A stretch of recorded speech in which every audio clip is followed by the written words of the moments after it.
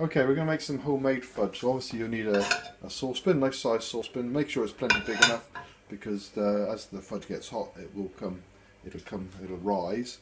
Okay, you'll need a wooden spoon, a spatula, dessert spoon, a knife, and later you'll need a straight edge for cutting up the square pieces or cutting fudge into squares, and another knife just for that. Now, ingredients for this: you'll need 4 ounces of normal butter, or about 115 grams, a tin of evaporated milk, large tin, 410 grams, kilo sugar, and some normal dairy milk. So what we're going to do is we'll put all these ingredients into the saucepan all in one go. You don't have to do it separately, so we'll put it all the ingredients in the saucepan in one go.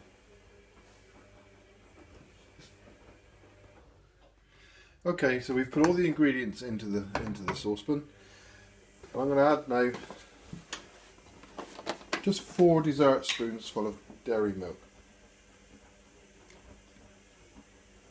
Doesn't got to be dead accurate, but just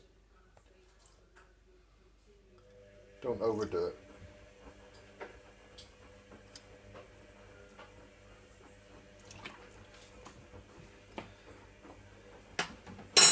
Just be aware that this product gets very, very hot, so you'll need to, and it's set very quickly. You need to prepare yourself before you actually start the cooking process, because once this starts to simmer, you'll need to stir it continually without a break, because it'll burn and you'll have brown bits in the bottom.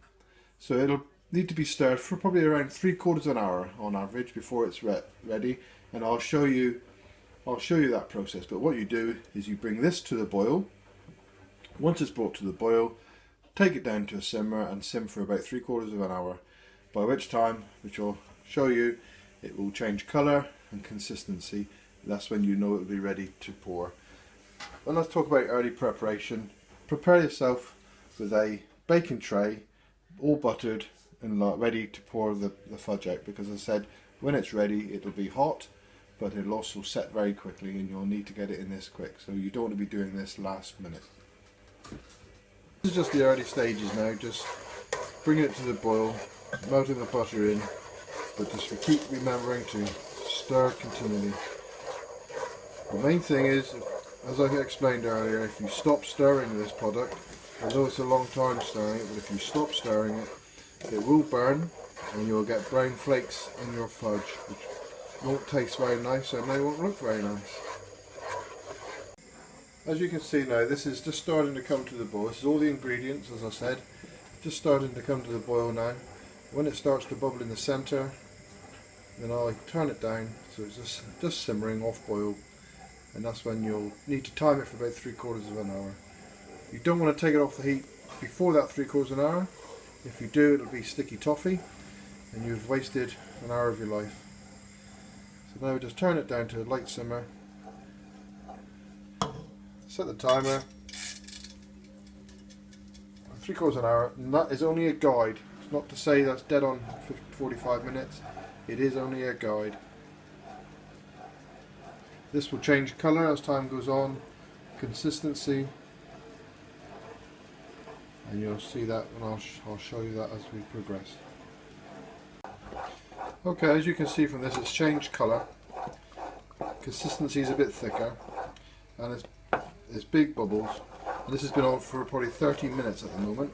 A little bit longer to go, but looking at this and from experience, I would say this hasn't got a lot longer. This might not take me to the 45 minutes, hence the 45 minutes was a guide. But keep stirring and I'll tell you the exact time when I'm ready to pour. Okay, now as you can see from this, it's starting to get a lot of air in it and starting to rise. This is the time now, it's ready to go. So I'm stirring the last of it. This is taking 10 minutes short of my 45 minutes. So just shows that it's only a guide. So that's the cool. Get your baking tray and your spatula. And as you can see it rising, Let's break the air in it.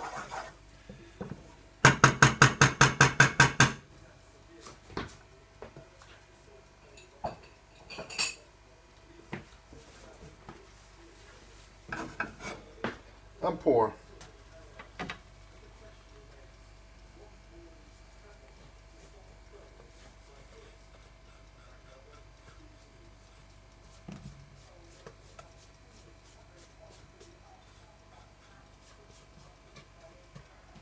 Knock it down because there's air in it now. You need to flatten this down.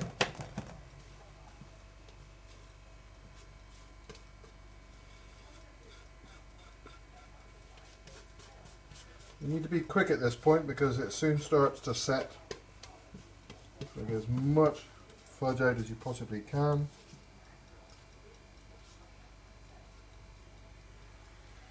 Okay. Flatten it down, get the air out, push it into the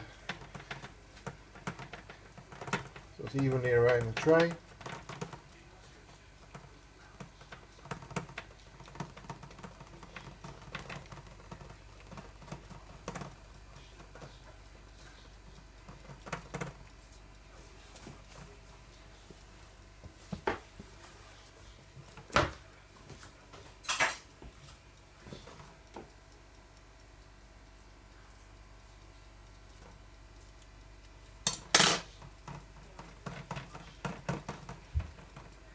Just remember this is extremely hot at this point. So push it down into the tray, keep pushing it down. You can start to flatten it off a bit.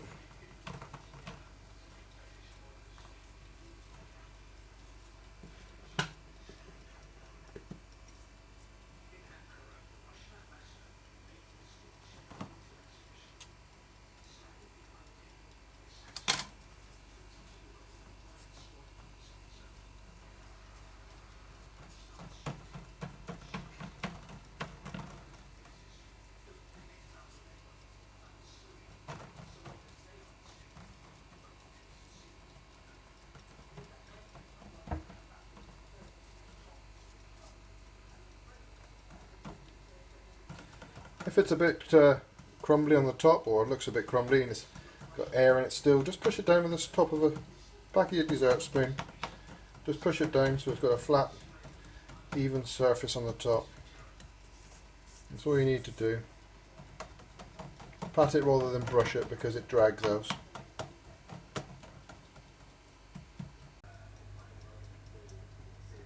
This is firm enough now to cut. As soon as you can't leave an imprint. Probably about 5 minutes.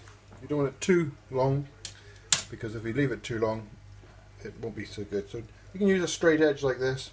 Just put a knife in and cut it through. And then if you use an edge like this you can make nice neat squares. But you basically want the fudge to be firm enough that you can put a knife through it and it won't drag. And if you do this, basically you can cut it into nice neat squares, which makes it even. And if you're cooking for family and friends, saves them falling out because one's got a bigger piece than the other. You've seen me cut it into squares. This is the quantity you'd get from that one baking tray and the quantity that I've used to cook. This is tablet fudge, so it's quite hard. It's not the soft fudge that you'd normally get, and as you can see, it's quite firm. You want it to, although you've cut it into squares, you want to leave it for probably another 15 minutes, let it, or even 20 minutes. When it's really cool, then you can pour it into a tray like so. And it's well kept in the fridge for storage after that if you like. It's nice when it's been kept in the fridge and it keeps it nice and fresh.